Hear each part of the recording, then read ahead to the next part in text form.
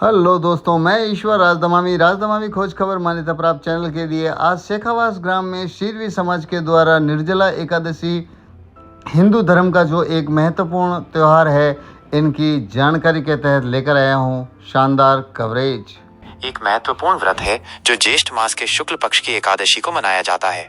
इसे भीमसेनी एकादशी भी कहा जाता है। ये सभी एकादशियों में सबसे कठिन मानी जाती है क्योंकि इसमें अन्न और जल दोनों का त्याग किया जाता है। निर्जला एकादशी 2025 की तिथि और पारण का समय। एकादशी तिथि प्रारंभ 6 जून 2025 को सुबह 2:15 पर। एकादशी तिथि समाप्त 7 जून 2025 को सुबह 4:47 पर। उदया तिथि के अनुसार अधिकांश गृहस्थों द्वारा निर्जला एकादशी का व्रत 6 जून 2025 आज को ही रखा जा रहा है। वैष्णव संप्रदाय के लोग 7 जून 2025 को एकादशी का व्रत रखेंगे। व्रत का पारण तोड़ने का समय 6 जून को व्रत रखने वालों के लिए 7 जून को दोपहर 1:44 से शाम 4:31 तक। 7 जून को व्रत रखने वाले वैष्णव संप्रदाय के लोगों के लिए 8 जून को सुबह 5:23 से 7:17 तक। निर्जला एकादशी का महत्व। यह व्रत भगवान विष्णु और माता लक्ष्मी को समर्पित है। माना जाता है कि इस एक एकादशी का व्रत रखने से साल भर की सभी 24 एकादशियों का फल प्राप्त हो जाता है। यह व्रत पापों का नाश करता है और मोक्ष प्रदान करता है। पौराणिक कथाओं के अनुसार पांडव पुत्र भीम ने इस व्रत को किया था और उन्हें अक्षय पुण्य और मोक्ष की प्राप्ति हुई थी, इसलिए इसे भीमसेनी एकादशी भी कहते हैं। पूजा विधि और नियम। एक दिन पहले, व्रत से एक दिन पहले हल्का और सात्विक भोजन करें, चावल का सेवन न करें और पर्याप्त पानी पिएं। व्रत के दिन सुबह ब्रह्म मुहूर्त में उठकर स्नान करें और स्वच्छ पीले वस्त्र धारण करें। भगवान विष्णु का ध्यान करते हुए निर्जला व्रत का संकल्प लें और अपनी मनोकामना भी कहें। पूजा पूर्व या उत्तर पूर्व दिशा की ओर मुख करके पीले रंग के आसन पर बैठें। भगवान विष्णु की प्रतिमा या तस्वीर एक चौकी पर स्थापित करें। यदि घर में शालिग्राम जी हैं तो उनकी भी पूजा करें। भगवान विष्णु को पंचामृत, तुलसी दल, पुष्प, फल, अक्षत आदि अर्पित करें। विष्णु सहस्त्र नाम या भगवत गीता का पाठ करें, आरती करें और भोग लगाएं।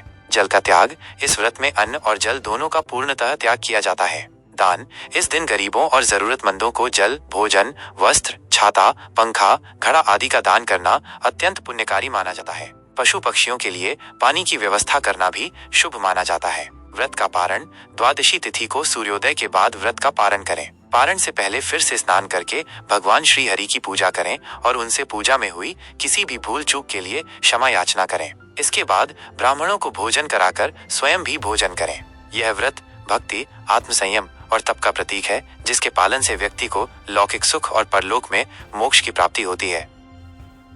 तो दोस्तों, आपने ईश्वर राजदमामी के कवरेज में देखा निर्जला एकादशी का शानदार व्रत कथा, इसके मोक्ष की प्राप्ति और इसके करने का जो यत्न है वो सब देखा। और शेखावास के अंदर जो शीरवी समाज, जिसमें भायल, काग, चोयल, हर समाज के शीरवी समाज के लोगों ने बढ़ चढ़कर हिस्सेदारी निभाई, यज्ञ किया पंडित रजनीश त्रिवेदी के सानिध्य में। देखें शेखावास का एक शानदार कवरेज।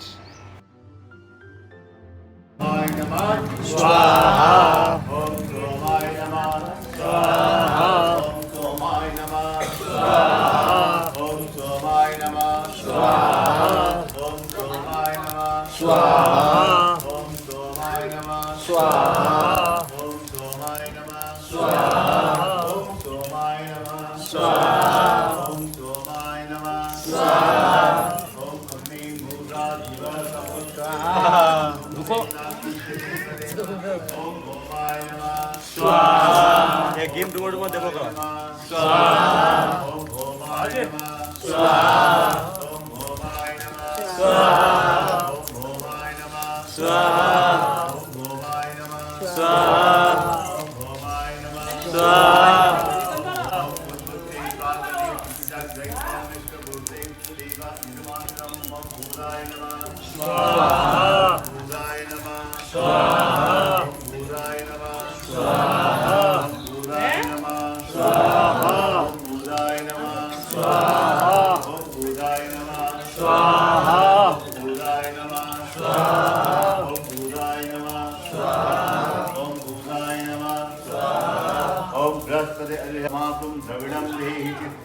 ओम बृहस्पते नमः स्वाहा ओम बृहस्पते नमः स्वाहा ओम बृहस्पते नमः स्वाहा ओम ओम बृहस्पते नमः स्वाहा ओम बृहस्पते नमः स्वाहा ओम बृहस्पते नमः स्वाहा ओम बृहस्पते नमः स्वाहा ओम बृहस्पते नमः स्वाहा ओम अन्नाथ ओम पुत्राय नमः स्वाहा ओम पुत्राय नमः स्वाहा ओम पुत्राय नमः स्वाहा ओम पुत्राय नमः स्वाहा ओम पुत्राय नमः स्वाहा ओम पुत्राय नमः स्वाहा ओम पुत्राय नमः स्वाहा ओम पुत्राय नमः स्वाहा ओम पुत्राय नमः स्वाहा ओम पुत्राय नमः स्वाहा ओम तन्नो देवी विद्याय नमः स्वाहा ओम तनिष्ठाय नमः स्वाहा ओम तनिष्ठाय नमः स्वाहा ओम तनिष्ठाय नमः स्वाहा ओम तनिष्ठाय नमः स्वाहा ओम तनिष्ठाय नमः स्वाहा ओम तनिष्ठाय नमः स्वाहा ओम तनिष्ठाय नमः स्वाहा। ये हमारे सोनावन जी महाराज जो इनका पद बड़ा है कि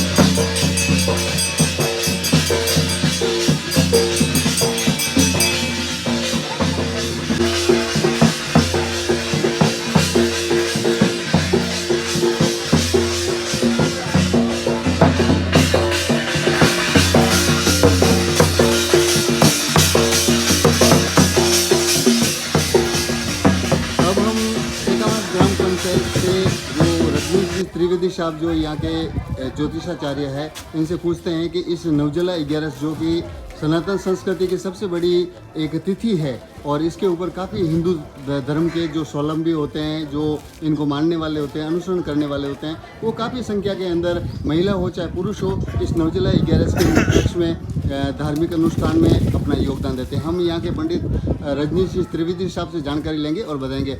बाबूजी, पहले तो आपके चरणों में प्रणाम, और साथ ही मैं निवेदन करना चाहूँगा कि जो ये 12 माह के अंदर एक बार जो नवजिला 11 आती है, इसका हिंदू धर्म और सनातन संस्कृति के अंदर कितना महत्व है सरकार?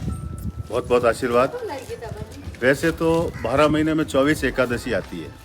सभी एकादशी का अपना अपना अलग अलग महत्व होता है, लेकिन निर्जला एकादशी के बारे में शास्त्रों में ऐसा कहा गया है कि अगर कोई व्यक्ति 12 महीने तक 24 एकादशी न करें और केवल एक निर्जला एकादशी का व्रत कर ले तो उसका फल 24 एकादशी के फल के बराबर मिलता है। एकादशी का व्रत आध्यात्मिक रूप से अगर देखा जाए तो व्यक्ति के समस्त किए हुए पापों का प्रायश्चित, अपने पूर्वजों का उद्धार, इन सब कामों के लिए करते। लेकिन साथ में वैज्ञानिक दृष्टिकोण से भी देखा जाए तो इस ऋतु में, ग्रीष्म काल में, कुछ लोग जल रहित एकादशी का व्रत भी करते हैं। तो कठिन तप के रूप में इस एकादशी को माना जाता है। और वैज्ञानिक दृष्टिकोण से देखा जाए तो एकादशी का उपवास करने से शरीर की शुद्धि भी होती है, आंतों की शुद्धिकरण भी होता है, एक दिन अपने शरीर को भी विश्राम दिया जाता है। लेकिन हम लोग ज़्यादातर अपने आध्यात्मिक रूप से मानते हुए कि इस दिन जल के घट का दान करें, मंदिरों के अंदर या किसी प्याऊ के अंदर, कहीं पर भी जल के घट का दान करें, मिट्टी के घट का दान करें, फल इत्यादि, ऐसे सभी दान की बहुत बड़ी महिमा इसमें मानी गई है। बाबूजी, इस निर्जला 11 के दिन पुरुषों के लिए ये ज़्यादा महत्व रखती है या महिलाओं के लिए ज़्यादा महत्व रखती है सर? देखिए, निर्जला एकादशी सबके लिए महत्वपूर्ण है, चाहे पुरुष हो, स्त्री हो, साधु, संत, सन्यासी, वैरागी, जो भी हो, सबको समान रूप से इसका महत्व माना गया है। ओके सर, एक बार और पूछना चाहूँगा कि जिस निर्जला 11 के दिन क्या क्या अनुष्ठान होते हैं सर, इसकी थोड़ी जानकारी। भाई, निर्जला एकादशी के दिन सबसे पहले तो एक दिन पूर्व 10वीं तिथि को संकल्प करके अन्न का तो पूर्णतः त्याग किया जाता है। कुछ लोग जल का भी निर्जला एकादशी के दिन पूर्ण, वैसे निर्जला एकादशी का मूल अर्थ यही है कि जल का भी त्याग करें, किंतु काफ़ी लोग जल का त्याग नहीं कर सकते हैं, तो वो कुछ समय के लिए 1 या 2 बार जल का सेवन करते हैं। सर, इस पुण्यतिथि पर युवाओं को जो सनातन संस्कृति से कहीं ना कहीं मार्ग भटकते जा रहे हैं सर, चाहे वह युवा पीढ़ी हो, चाहे महिला हो, चाहे पुरुष हो, तो उनको क्या मार्गदर्शन करना चाहेंगे एक ज्योतिषाचार्य होने के उपलक्ष्य में? देखिए, सनातन धर्म आज पिछड़ रहा है और विशेष रूप से युवा पीढ़ी अब धीरे धीरे जागृत भी हो रही है, लेकिन उनको और विशेष मार्गदर्शन की बहुत ही आवश्यकता है, बहुत ही ज़रूरत है। तो मैं चाहूँगा कि जितने भी युवा पीढ़ी है, अपने पूर्वजों के द्वारा, जो ये ऋषि मुनियों के द्वारा, पूर्वजों के द्वारा जो संस्कार जितने भी किए गए हैं, उनका अनुसरण करें, तो उनके स्वास्थ्य के साथ साथ उनका उद्धार भी होगा, शरीर का भी फायदा होगा, और दूसरा भी आध्यात्मिक रूप में भी उनको बहुत फायदा होगा। पूर्वजों का भी कल्याण होगा, उनके स्वयं का भी कल्याण होगा, और इस जग के अंदर चराचर जीव जगत का भी कल्याण होगा।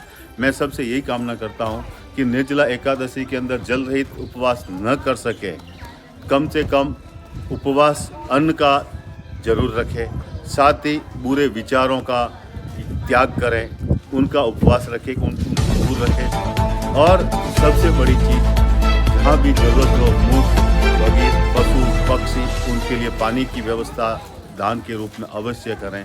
जल का दान सबसे बड़ा दान है, और अभी ज्येष्ठ मास के अंदर भीषण गर्मी होती है, तो पक्षियों के लिए भी जल का दान, पशुओं के लिए भी जल का दान, और ये हो सके तो उनके लिए अन्न, अनाज, चारा इत्यादि का भी प्रबंध अवश्य करें। बहुत बहुत धन्यवाद पंडित रजनीश त्रिवेदी साहब कि आपने आज इस मौके पर मेरे दर्शकों को RDK के राजस्थान न्यूज़ चैनल के लिए और नमस्कार पालघर के लिए आपने बहुत अच्छी जानकारी उपलब्ध करवाई। इसके लिए हार्दिक धन्यवाद। धन्यवाद।